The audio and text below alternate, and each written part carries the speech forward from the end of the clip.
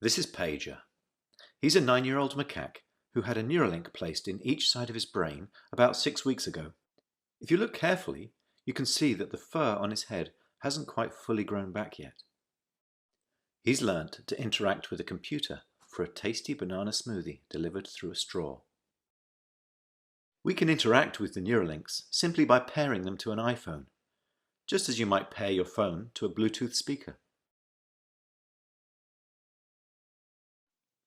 The links record from more than 2,000 electrodes implanted in the regions of Pager's motor cortex that coordinate hand and arm movements. Neurons in this region modulate their activity with intended hand movement. For example, some might become more active when he moves his hand up, and others when he moves it to the right.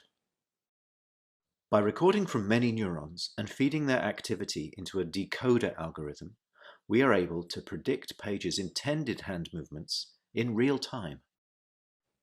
First, we calibrate the decoder by recording neural activity as Pager uses the joystick to move a cursor to targets presented on the screen.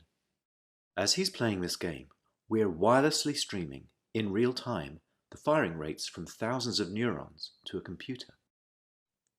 Using these data, we calibrate the decoder by mathematically modeling the relationship between patterns of neural activity and the different joystick movements they produce. After only a few minutes of calibration, we can use the output from the decoder to move the cursor instead of the joystick. Pager still moves the joystick out of habit, but as you can see, it's unplugged.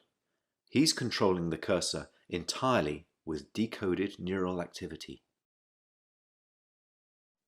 Our goal is to enable a person with paralysis to use a computer or phone with their brain activity alone. Because they wouldn't be able to move a joystick, they would calibrate the decoder by imagining hand movements to targets.